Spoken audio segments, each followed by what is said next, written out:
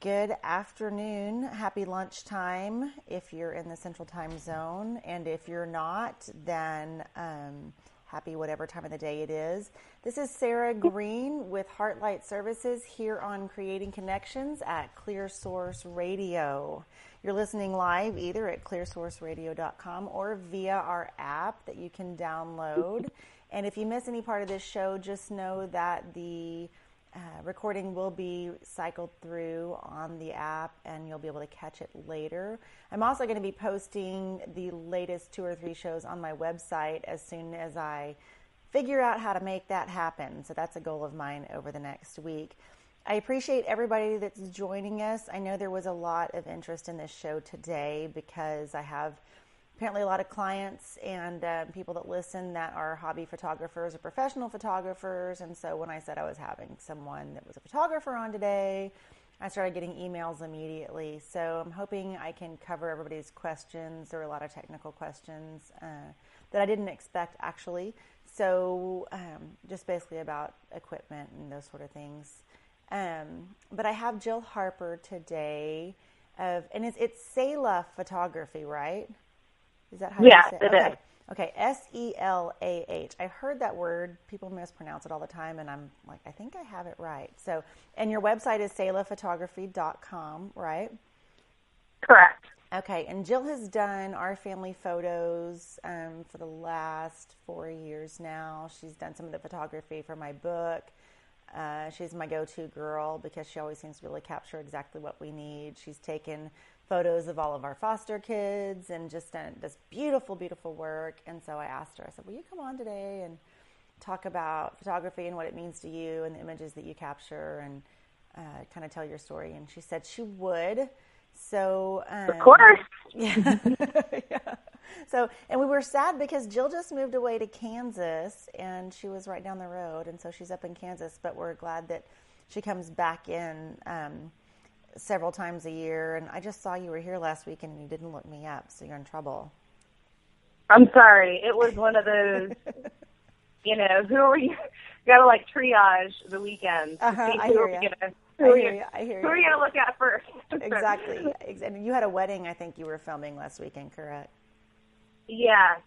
We were at the beautiful City Club of Fort Worth. Shout out to downtown Fort Worth. Always love shooting there.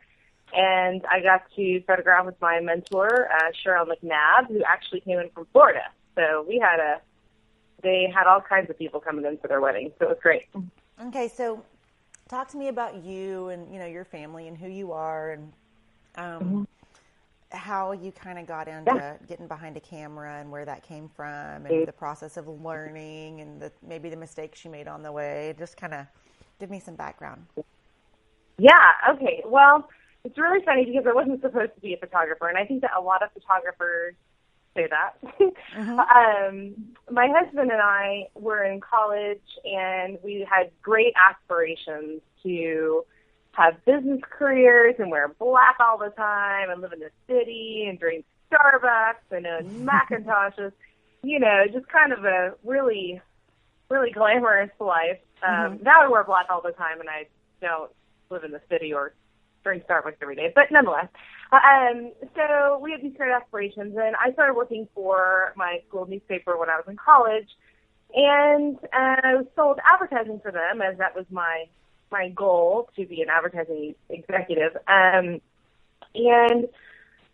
they said, hey, we have this article about drinking in college, and we need a photograph of a bottle of alcohol. And my mother was so proud when I said, we have Jack Daniels at our house. So oh, my gosh. I grabbed the nearest camera. I took the paper camera, and I went down to my house and photographed that Jack Daniels bottle, and boy, after that, it was just history. No, I realized I didn't want to just photograph that, obviously. I wanted to photograph people the more I started shooting more and more, and I liked photographing moments. I just started photographing my friends and everything, and just said, hey, let's go out and shoot today. And so it was just great practice to not have the pressure of the business. I think sometimes these days a couple of people see your photographs after you've been shooting just even for a little bit, and they're like, oh, do my silly photos. And you feel this instant pressure to have these amazing photographs and business and everything like that. So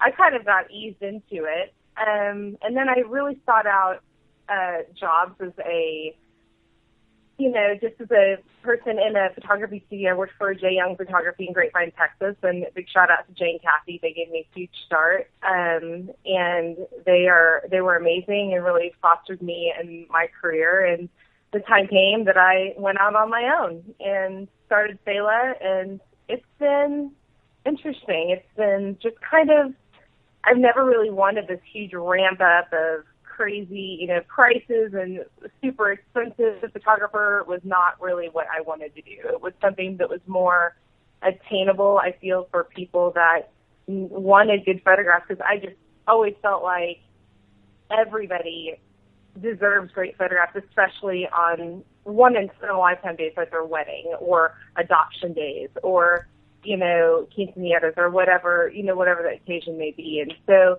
and as far as any sort of mistakes that what's wrong? Sorry. I thought I heard as far as any sort of mistakes that I made along the way, I would, say maybe that I feel like there was a lot of time, especially when my kids were young, because I have two kids. Sorry, I should have mentioned that before. As you can see, they are now 9 and 5, but I started Selah before Zeke was born. Okay, so you started it way back earlier. So when did you start the business? Probably in 2004. Okay. Yeah.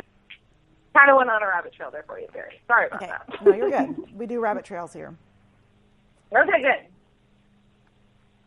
So 2004 is when I started my business, but Zeke was born in 2007. So really, as a person that I had a full business with a child at home, and then adding another child, 4 years later.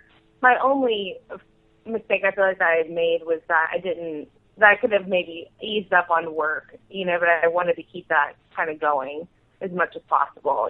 Just ease up on work to be just kind of stop and be with kids or, make that more of a priority. It wasn't, terrible, but I feel like that's something that if I were to go back and do it again, then I would probably do that a little bit differently. But it was still great to work at home and have my kids with me, though. It was great.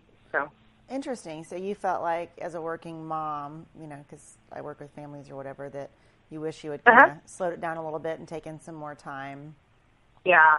Because you know what, Sarah, it's just not, in the end, it's just not, you can't get those years back. And I saw a lot of things. I did a lot with my kids. So I don't want to make it sound like they were, in daycare, all day long, which is, there's nothing wrong with that. But, if I had the choice to do it again, then I probably would have slowed down the work. And I think Mason would agree with me on that. Interesting. So, Interesting. Do you feel like, and this is, you don't have to answer this, but do you feel like that the quality of your work or the quality of your parenting or mothering, do you feel like, because they say you can't do it all. So where do you think, if you think you shortchanged yourself anywhere, your family or your work, where do you feel like maybe didn't get 100%? Well, because I'm primarily a wedding photographer, and when I was in Texas, last year, 2015, I shot 34 weddings. So that's most of my weekends. That's a lot of work, plus everything else around it. Now, I'm not complaining about that work at all. Please understand me, clients that may or may not be listening. So, or my client that is interviewing me, please understand I'm not complaining, and I'm very thankful for that. But I think the weekends, especially since we've been here in Wichita, it's been really great just to really have Saturdays just to be with Zeke and Susie and Mason. And, I think that was kind of what took a hit, obviously, just because I wasn't there. But, I was also there in the middle of the day when they got home. So it's a give and take, And so I don't feel like my work really suffered. I don't feel like my clients really felt that very much.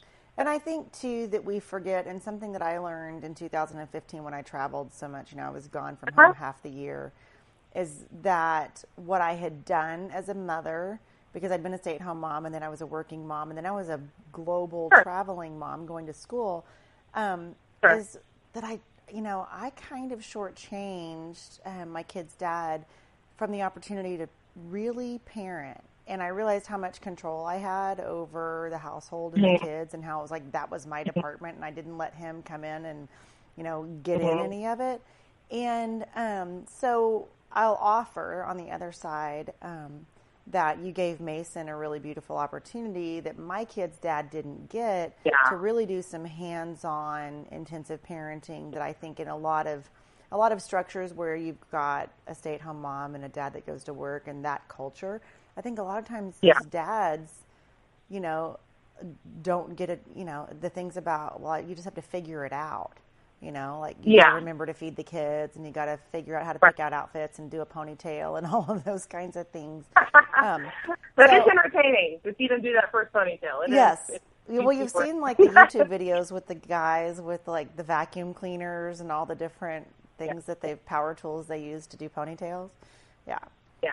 So, let's talk about, as you were learning and as you were figuring it out, how to be a photographer, and and I know I keep talking about mistakes or whatever, but I think that's where I did some things right too, Sarah. Yeah, well, we're going to talk about that too. But, like for instance, when my sister was in cosmetology school, and I hope it's okay that I tell this story, she was learning how to do eyebrow waxing, and she glued the sleeve of her smock to a lady's hair with wax. And it was right before the beauty school closed, and that she had to like stay late until midnight with this lady and baby oil and like get the wax out of her hair. And she was literally glued to this lady. So, as we're learning things, we make mistakes, and I've done it, in my own practice, things I wish I'd done different. So I think those are valuable places for people that are coming into even hobby photography or, just playing around. So what are some of the what were some of your learning moments? So, my mistake. You didn't just say mistakes there. That's okay. No. The way that I operate, and I think that you would agree with me on this, is I have a very high expectation on myself for performance. Not performance, but for people, because you're not like a, comic whenever you're doing photography. Or at least sometimes I think I am. But anyway, when you're, as I said, I do a lot of weddings, and even with family portraits, there's a lot of pressure at weddings, especially as a photographer, to execute not only very well, but also timely. And sometimes those do not go hand in hand. And so I would always err on the side of timely versus like, oh, my light didn't go off at that precise moment, or I can see that I can do something differently, but it's going to take me 3 minutes to fix it. I can fix it in Photoshop later, or I could take 3 minutes and do it now, but then the little timely person in my brain who's like tapping his watch and song saying, so you gotta keep going, And so thankfully, there was never a wedding where things just went completely wrong, or there was really never a session where images were lost or nothing, I can't think of, I'm not trying to make myself sound perfect, but nothing that is like terribly awful. But there are some things that I feel as a photographer that I could have taken time to maybe tweak, and it would have made my job easier on like on my production end. And maybe it wouldn't have been so, because when you know that you can do something better, your client feels that a little bit. And when it's on their wedding day, you don't really want that. So, and now that I'm thinking about all my mistakes, Sarah, I'm just kidding.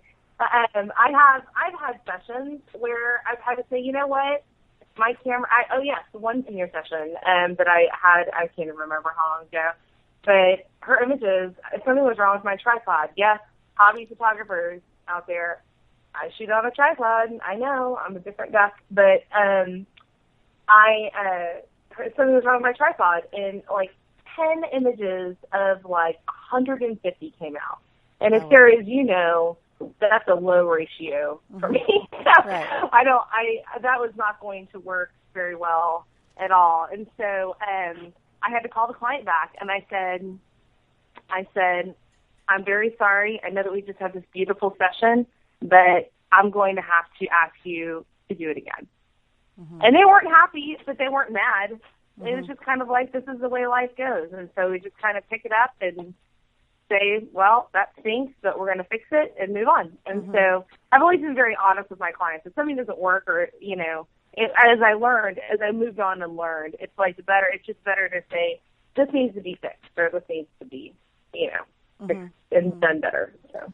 Okay. And so when we talk about clients and we talk about, what are the things that make people easy to work with, fun to photograph, the people, like your ideal client. So how do I, if I want to hire you as a client, because that's important too, because I think people hire someone to do a job and they want it to be a certain way, but it's a partnership. Anything you hire a contractor, you've got to give them good instructions and good feedback, and you have to pay them on time, and you have to, so anytime you hire somebody, a hairdresser or whatever, it's a partnership, and you both own part of that. And I think sometimes, in a lot of instances, but especially when it's a wedding day and there's a lot of pressure on that, or family photos, and it's, people forget that they have a responsibility too to be an ideal client, So what are things that people can do to be that ideal client? The biggest thing to me, and it's in my wedding contract actually, I know, I'm like weird. It's in my wedding contract that I require all bridal couples to have a final consultation with me, and it said the language in there states that I can only do as good of a job from with the information that they are giving me. That wasn't really correct, all you grammar people out there. Sorry about that. But don't write that down. It won't make sense. Just hear it. So, but they have to tell, like, for example, I tell them, I know that you want a picture with your dad or a picture with your mom, or that. I know those kinds of things. But if you have a favorite aunt that, or a sorority group or something like that, I don't know that, and you can't expect me to know that without you telling me that. Now, I don't, so in a very nice way, I say, you make a list of the images that you want, and I give them a list of the obvious ones, so to speak. Bride with her mom, bride with her dad, so on and so forth, so that they know where I'm starting from, and then I ask them to expound on that. So communication is huge. I mean, if there is, and I ask them, I say, are your parents married? Or, are they and their partner still together? Those kinds of things, it's a big deal, because there's nothing more awkward than asking the mom to stand with the dad and the stepmom's over there saying, what the crap is going on? Why am I not in this photograph? But they haven't told me that, so I don't know that. So communication is like paramount. I mean, that takes place over Pinterest, sorry, brides. And it takes precedence over everything. And so, and I ask them also, and this is kind of, if I get the vibe that this might be happening, is there any family drama that's happening? Because, not that I want to hear all about that. I don't want to really foster that. But you need I to need know to know if grandpa hates grandma. Right. So, that kind of thing. I didn't think about that. I guess that happens. You go into these situations with blended families and whatever, in the way that the world is now, and there is some of that. Have you ever, I had to ask, because this is, maybe I shouldn't. Are there any stories about that where it kind of sticks out, where it was just like sticky and uncomfortable? And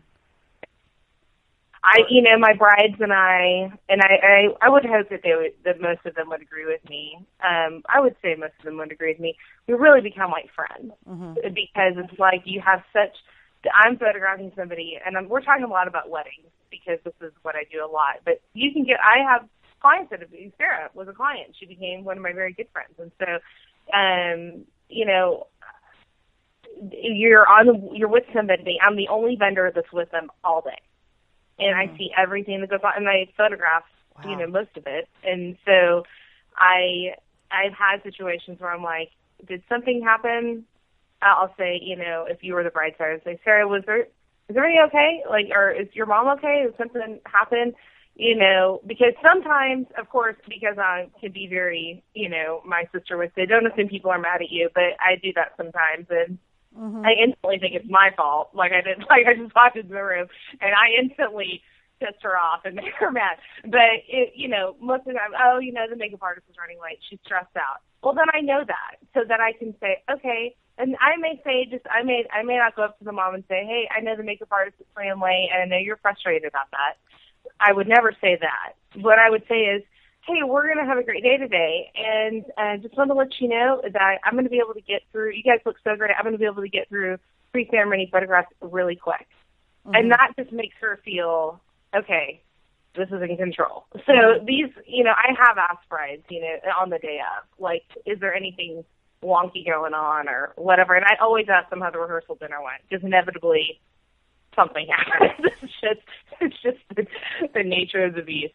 Yeah. So. Yeah. Well, that leads me to, my next, to another question. So, my marriage, we just eloped and ran off to Eureka Springs, because in Arkansas, you don't have to have a marriage license ahead of time, just like in Vegas, if you didn't know that. Already. Yeah. Right. So when I got married, we just ran off to Arkansas and got married really quick, like totally spur of the moment, and did that.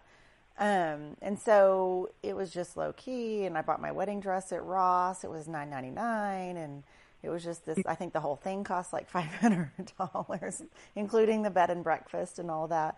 But I know I'm not one of those women that the big wedding day and the ceremony and the dress, it's never been me.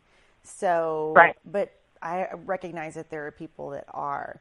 And so because you do so many weddings and you see so many people go through that process, what are some of the things that you would, advice that you would give to like anybody that might be listening, that's engaged or thinking about getting married, about that day and about that time of their lives, that you've seen, like maybe, things that you've learned through watching this process millions of times? Mm-hmm. Well, the biggest, money-wise especially, because money is a key factor with weddings. I mean, you just, and honestly in portraiture too. So you do the best, if your wedding costs $500, like Sweet Sarah, or if your wedding costs, $5,000 or $10,000 or $75,000 or whatever it is, you can have a great wedding within those parameters if you recognize what you're working with and what your style is. It really pains me to see brides that do things just because. It doesn't happen very often, but they do the newlywed game or wedding, whatever, at the reception, which I know sounds amazing to you, Sarah. But what is this you're talking about? Like, you're going to have to tell me what's happening. What'd you say? What is this newlywed game, or what is this? Yeah, it's like they ask some crazy questions. They put them back to back, and they like raise their hand if it's the bride, and they raise their other hand if it's the groom, and they do it in front of everyone at the reception, which would never. I can just imagine you doing that and thinking, "Oh my goodness." Anyway, but so then they do that just because, like they do it because that's what everybody's doing or whatever. So my point is, long point. Is that to not just do things just because, have a point, be intentional about what you're doing and for whom you're doing it, and so you're not wasting money or wasting time. The other thing is, and just relationally with weddings, which are incredibly emotional things, emotional events in people's lives, is to remember that your decisions that you make, that you may make because you want them to be a certain way, and somebody else may not want it to be that way, and you're just kind of doing that because you want it that way. I hope that all worked, all made sense. Yeah. Remember that the decisions that you make are not just one day long, meaning that people, the classic mother-in-law example, I have a wonderful mother-in-law who was very helpful with our wedding day and everything, so I didn't really encounter this, but I have seen brides where it's like, well, my mother-in-law doesn't want it this way, but I want it this way, and she's just mad, and da-da-da-da-da. And that's a classic, conflict there. Mm-hmm. But remember that you still have a life with her son or daughter, and you still have a life with this person, and their family, and you're marrying into their family. And so the decisions that you make may sound great just to kind of stick it to them, but you're going to have to deal with the repercussions of that later. Forever, and so that's kind of something that a lot of people don't think of. Mm-hmm. So. Mm-hmm. Okay, yeah. So, well, that's really good. And, I was just talking to a male friend of mine, and he was talking about, he's since divorced, but he was talking about his wedding day. And I've heard this a lot from men. They say, oh, well, my wife and her mother just did it all, and I didn't really have any input. I just kind of showed up. Is that something mm-hmm. that you see? Because that's kind of been my experience, is it's just kind of like the women just kind of plan it. Or as things have shifted or whatever, are men getting more and more involved about, well, I want this and I want... Mm-hmm. Well, it's really great because sometimes that's the case, and sometimes that's, location-wise, like he may be from out of town and the bride and her family are in Dallas, and then he, lives somewhere else. So those kinds of things, obviously that does not apply here. But, this wedding I did last Friday, this groom was, on top of it. He was totally involved, and it was great mm-hmm. because then they were both vested in the day. Mm-hmm. And so it was very nice. And so, it's when they're not as invested in the day, they kind of get shocked. With things like, wait a minute, we have to be ready an hour before the ceremony? Why? Mm-hmm. Well, you need photographs, duh. And mm-hmm. he's like, well, I want to go golf with my friends, and this is the problem. So, it takes two to tango. You have to communicate to people, but it's better when the groom is just a little bit involved, a little bit aware of what's going on. Has a general idea. What are the things as a photographer, over your career, that when somebody calls you and says, here's what I'm thinking and I want to do this, or shoots where you show up, the moments where you say, yes, this is going to be awesome, or you get really excited about somebody's idea or a location, and then conversely, what are some things that when you show up, you just say, crap, or somebody calls you and wants you to do, and you're like, no, Right. Well, there are some, but when the bride and groom, and it happens on engagement, it's so funny. Engagement sessions immediately come to mind because engagement sessions, the bride and groom, those moments where I go, yes, are the moments where they picked a meaningful place to them. They've taken in my advice on when to shoot, which is generally right before the sunset, mm-hmm. About an hour before that. Mm-hmm. They don't expect to be shooting for longer than an hour because, honestly, you don't need more than an hour for that kind of thing. You just mm-hmm. don't. Mm-hmm. And, yes, 2-hour engagement sessions are from the devil. But when I go, is when I have brides that, have been on the lovely Pinterest. I respect Pinterest, but my sister always gets on to me because she thinks that I hate Pinterest, which, sometimes I do, sometimes I don't. I'm not a big Pinterest girl, so, maybe we need more of a relationship. Maybe we need more, me and Pinterest need more time together.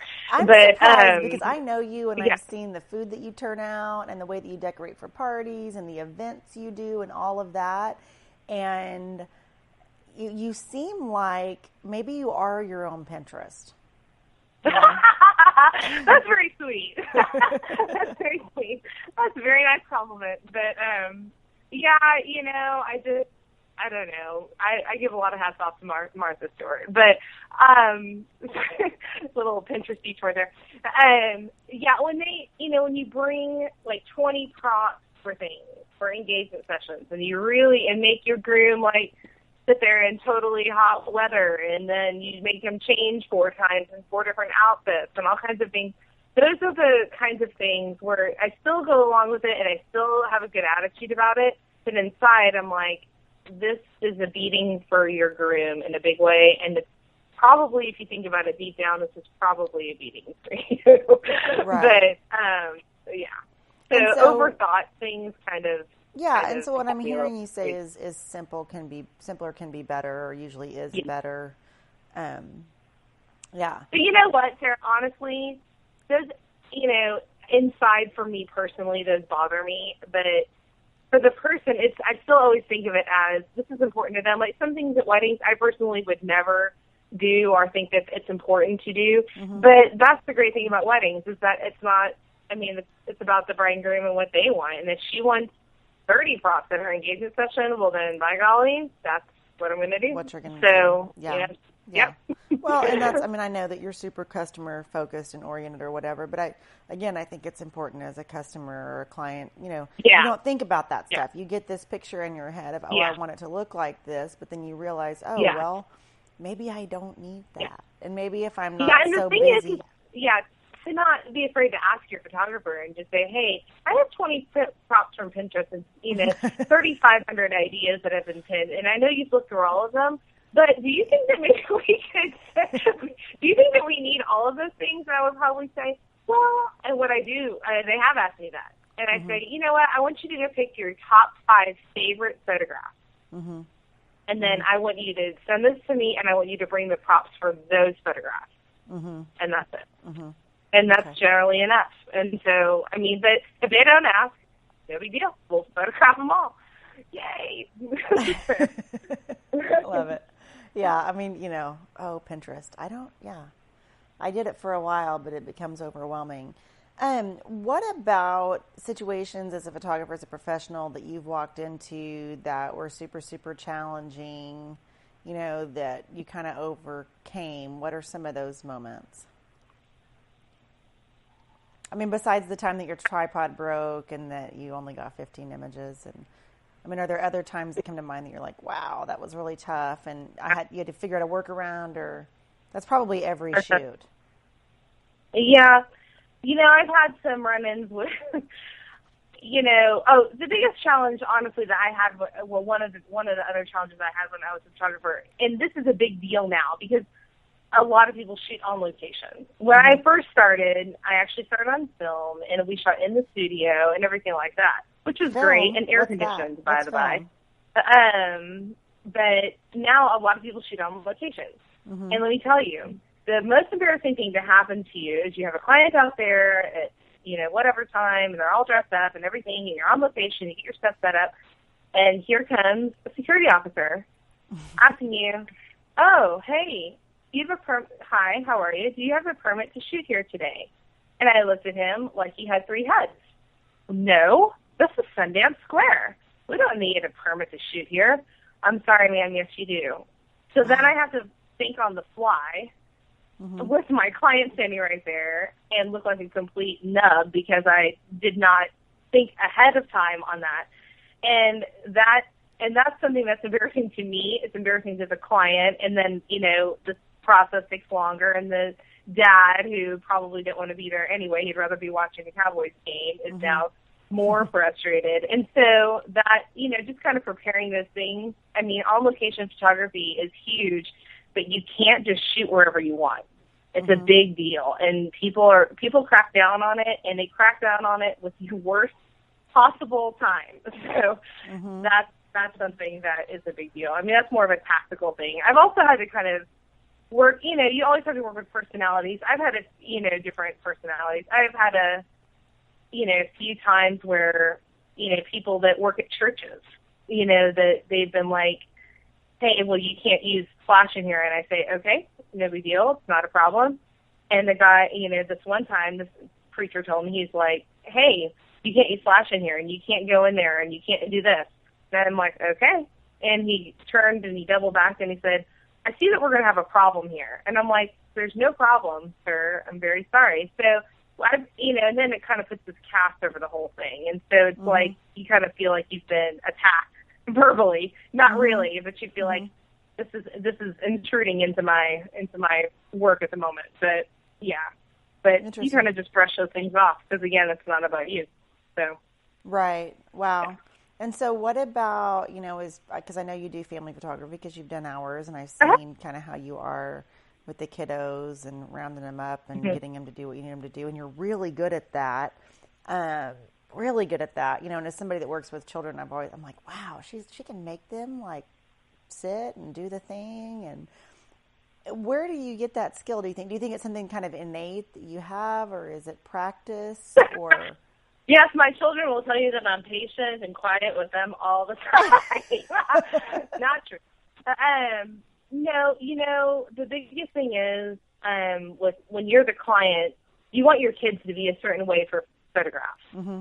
And so you start doing things like bribing them and giving them candy and hovering over the photographer and doing all these things. You really want these to look great. And the bottom line is the photographs are going to look how they're going to, if you trust the photographer, which, I hope you do, you need to just let the photographer do their work and let them do it. Most of the time when I photograph, your kids, Sarah, you kind of give me some space and just kind of let me work with them. I talk with your daughter, and kind of see, talk about what's going on with her life, talk with your sons and, kind of joke around with them and just kind of get to know them, because kids love to talk about whatever they're, whatever's going on. But little kids, the biggest thing with them is silence. They love quiet. When at weddings, and I know I'm going back to weddings, but this is true, I do the family sessions too, especially extended family sessions, is everybody's going to talk and look over here, and I just start going, shh, and everybody gets really quiet, and the kid calms down. Eventually they look up, and I smile at them, and then they, smile at me, or they don't, and I still photograph because it's this cool, sweet little moment. But silence is key.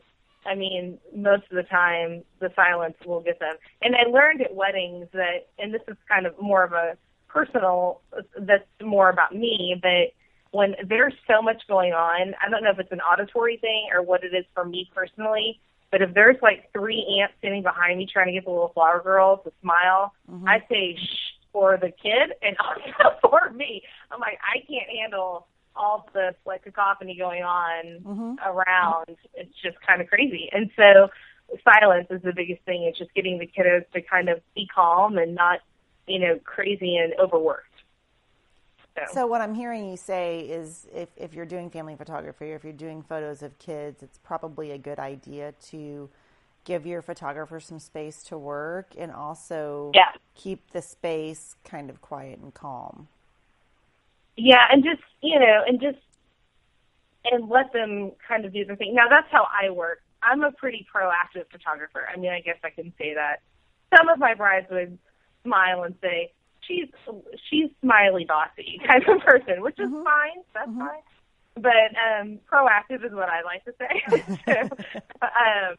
But, yeah, I mean, so I don't have a problem taking charge like that, but I feel like most photographers, they kind of want their space to kind of do their thing. Now, I would never, of course, ask the parents to leave a space or to ask them to, leave me alone with their child, of course. But just kind of stepping to the side and letting the photographer work generally is the best idea. And you know what? That's taught me, like when I take my kids in for haircuts or, when other people photograph them, I kind of step aside and let them do their thing. So it reminds me of when my boys took swimming lessons, and my boys were super attached to me when they were small, and we always had a pool. And so, I mean, when they were 2, they had to learn how to swim. We called it don't drown lessons. So we would take them for don't drown lessons, and they didn't like it. And because I've got the 2 boys. Twice now stood somewhere or gone inside or stood, behind a glass wall or had to leave and listen to my children scream while they learned how to swim. Yeah. But that's because it was important, it was a safety issue for them to learn how to swim. And when they couldn't see me or when I wasn't there, it's kind of like, your kids are one way with you and then you leave them with a sitter or you leave, and people they're like, what, they were angels. And you're like, oh, well, 5 minutes before I dropped them off, they were throwing shoes at my head, or whatever. So, I mean, it's true. Our children behave differently with other people. And they, in a setting where they're getting pictures made, they're going to behave differently with the photographer than they are for their parents. And so I think that's really good advice, to remember is just to kind of let the people that you're paying get in there and do their job. Yeah. What about, babies? I've heard a lot of, and this may or may not be true. I've heard a lot of people say, oh man, taking pictures like newborn photos and taking pictures of babies is really, really tough. Is that your experience? And are there tips and tricks or things that you use to make that better? If so? Yes. Two things about that. One, photographing newborns is really difficult because a lot of people don't do them in the right amount of time. Newborn photography is truly that. Like those babies that you see, there's several photographers in the Dallas area that they specialize in newborn photography. And those babies are 10 to 14 days old. I mean, they are little babies. So if you have a 1-month-old, that is a totally different animal, which is, that statement is true on many levels than your newborn that you have. And so for people who are looking for photographers, seek that out and plan that ahead of time. Newborn photographers are used to kind of working on the fly because you never know when they're going to be around, like when the kid's going to come. Generally, you don't. And so yeah, that's the trickiest part of newborn photography. And then, if you have a person that's starting to do newborn photography, it's just like shooting weddings. I mean, you have to be really comfortable doing that in that environment because you're handling a life that has not been around for very long. So it's kind of a high pressure situation. I personally do not. I have not done that many newborn sessions like that, just because, again, it's just kind of knowing your limitations. It's kind of like why I don't do architecture photography very often or, food photography very often, because I don't specialize in those areas, and it does take a specialty. It's not like I say I'm a family photographer, but I can also do seniors, and I can also do corporate headshots and stuff like that, which is great. But newborn photography, as I hope my newborn photography people are appreciating me saying this, is a totally specialized thing. So, I would call in a professional is what I would do. Gotcha. So, I know I've seen some beautiful, local newborn photographers, and I mean, they just do amazing jobs. So, and I do have, kind of real serious hobby photographer friends who are like, nope, not touching the little tiny ones, not doing it. So why is that? They're just fragile. They're fragile. And then also the fact you have to have your house at like 100 degrees or something like that, because they are, and you have to have, generally newborn photographers are very calm people who can have lots of patience to have a 2-hour session with, to let the mom feed as the baby needs it or get the baby to sleep. And then the house is generally pretty warm, and they have all these dreamy sounds, like, they have like the in utero kind of wah, wah, wah. Get that?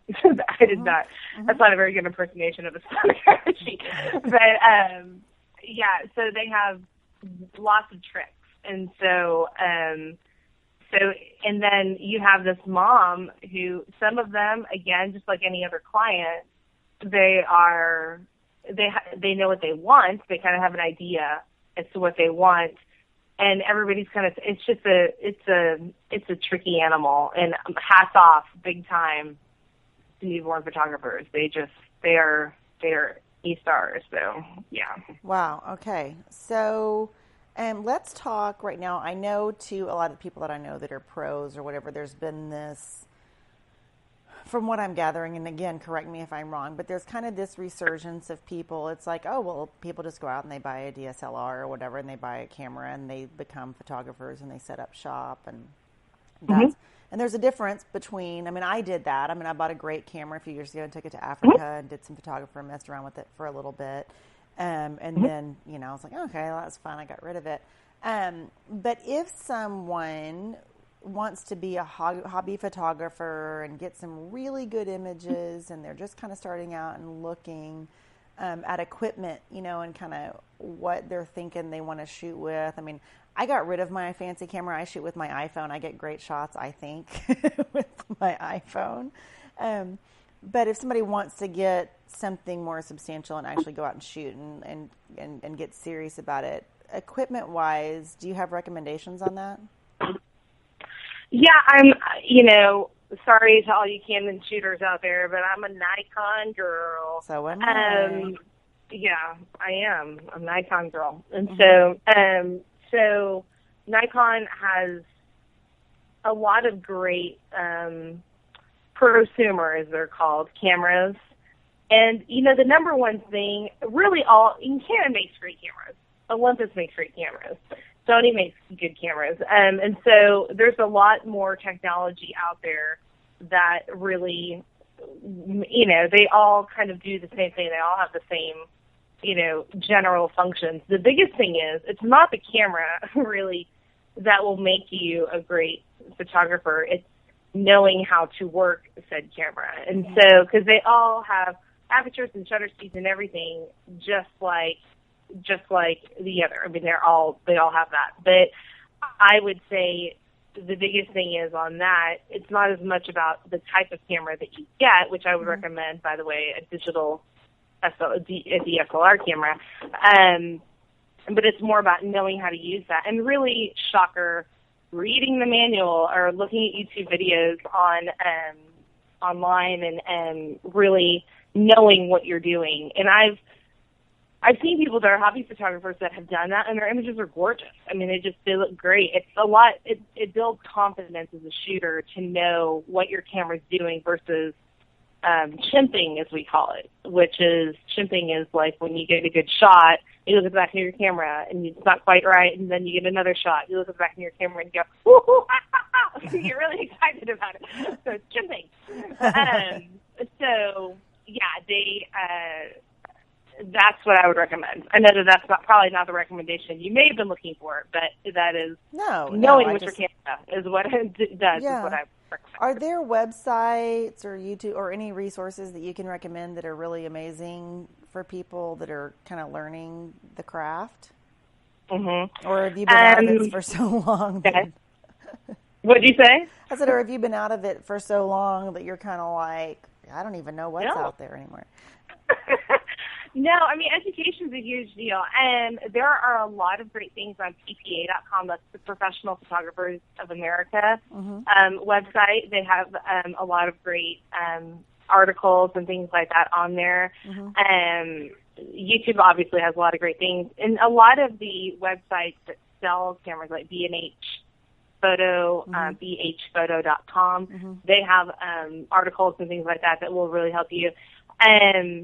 And a lot of, I mean, there's blogs all over the place that you talk about, you know, different things. But then there's also seminars, and there's After Dark that happens in Dallas. The biggest education that I've gotten over the years is from Texas School, and that's in Dallas. And that happens every spring. It's a great week-long event. You stay with one photographer for the whole week.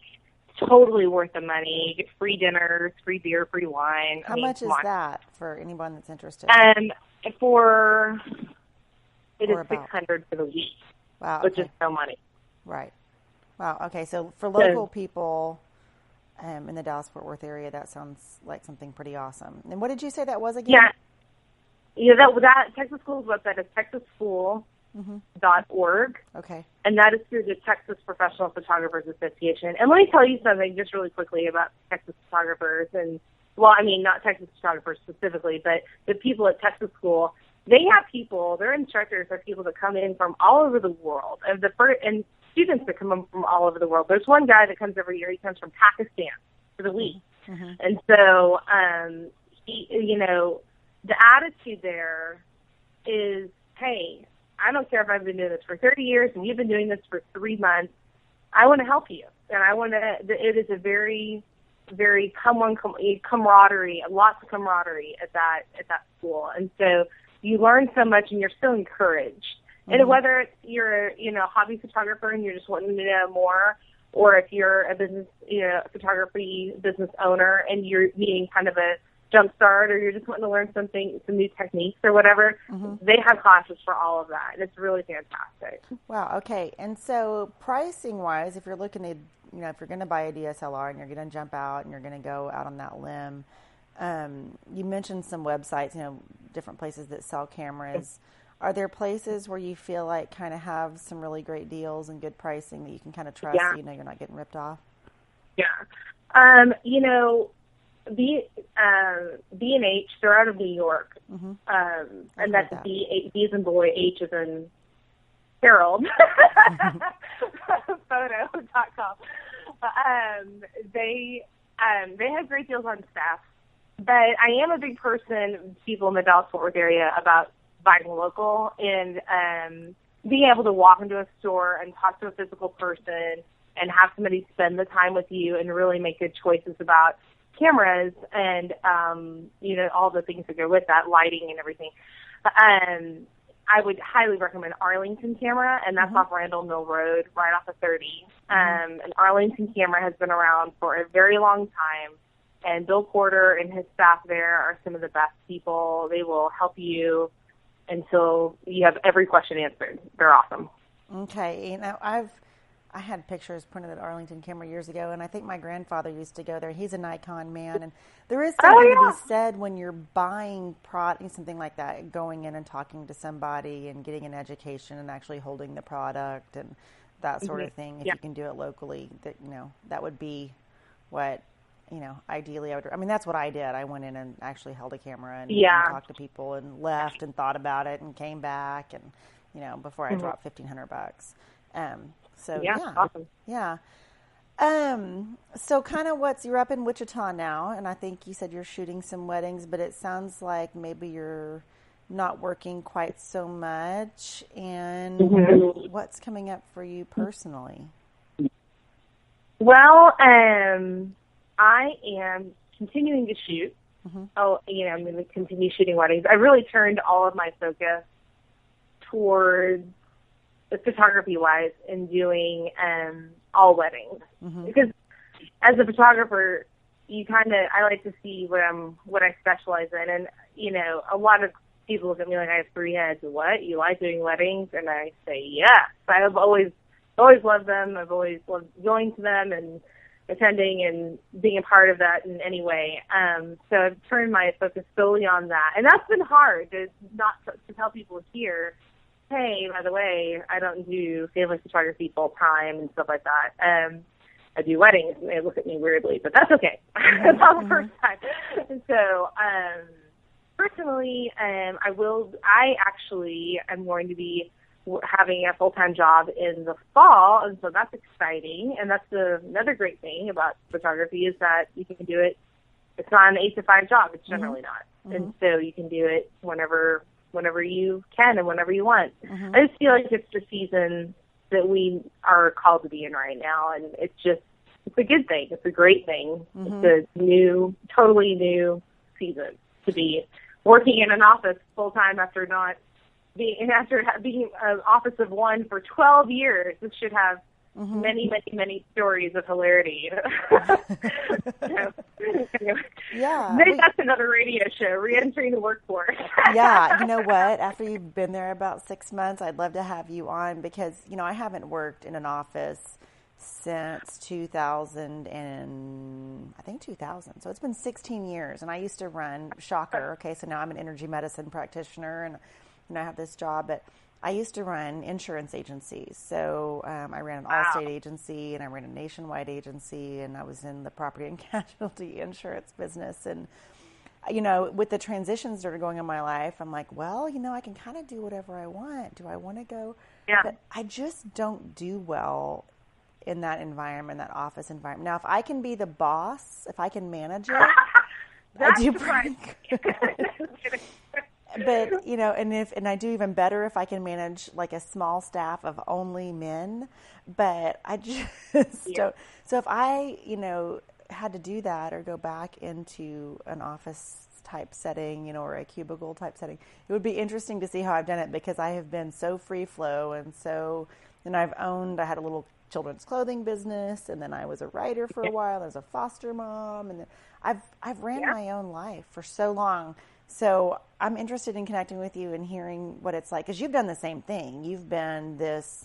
Well, right. Yeah. It's just, you know, and in between when I stopped working in an office environment to now, I've seen The Office many times.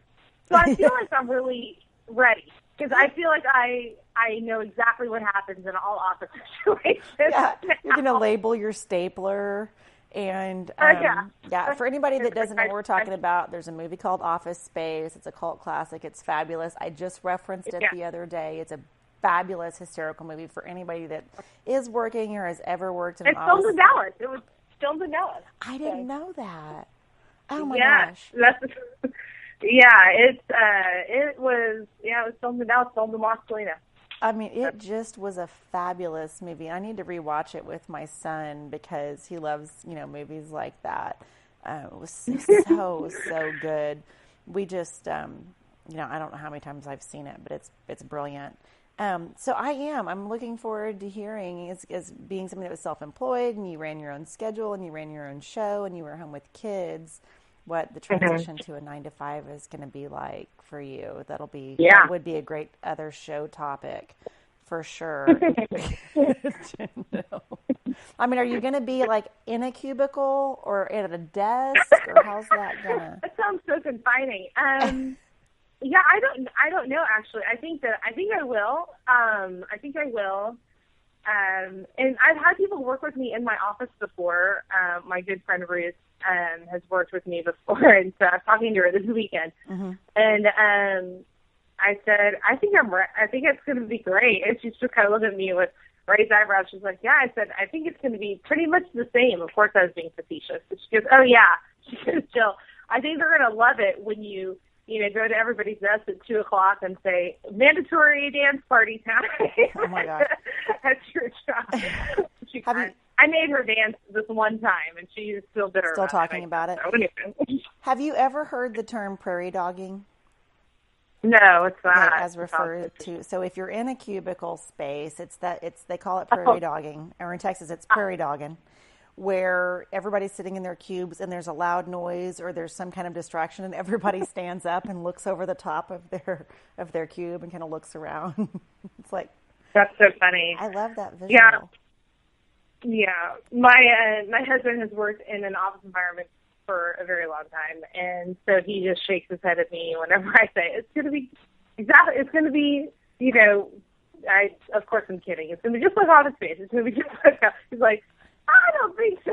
So oh my gosh. He is ready for the stories that are going to come back, and I love hearing stories about his office experiences. But I'm sad to be leaving. It's just a shift. Since we moved to Wichita, mm-hmm. It's just been a total life turned on its head kind of situation. My mm-hmm. husband got a new job. My kids are in a new school. I'm in a new city, new friends. And then now it's like this new career of being an 8-to-5, workplace person and a mom and all that. It's just a totally weird thing. And honestly, if you would have told me that this was going to happen 5 years ago, I would have cried in my, office for 5 days mm-hmm. and not come out. And mm-hmm. But now it's so weird just how you're prepared for things, mm-hmm. and you have to be okay with that shift in season. And so I have total peace about it, and it's going to be great. That's awesome. I always tell my clients, and I've had a lot of transition in the last 5-6 years of my life, and I always tell my clients that these are the spaces where the little miracles come in. When you make these big shifts and you make big jumps, and you're willing to do something that you thought you'd never do or scary. And so I'm looking forward to kind of seeing how that plays out for you. And I really appreciate you being on the show. Jill's website, if you're in the Wichita, and she also comes down to DFW, and I guess she might travel for a nominal fee, is selahphotography.com. It's SELAH. You can go check her out there. And I'm looking forward to next week's show, which is going to be hosting my sister girl, Abby Robinson. She is a dynamo. She is a pro doula trainer and a doula here in the Dallas-Fort Worth area. She's been voted Best Doula 3 years running by the Children and Family Magazine, or Fort Worth Child, I think it's what it's called. And she is a one-woman show, and she just went out and started this business, and she has a lot to say about our labor, birth, postpartum experiences, and she's also a certified Montessori early childhood specialist. So she's going to be really interesting to speak with, and really motivating for any of our single women that are looking to go out and start their own businesses and to make that leap and make that happen. So next week at noon, you're going to want to really tune in and listen to Abby. I appreciate everybody for tuning in to Clear Source Radio and for listening to the show. Thanks so much. Bye.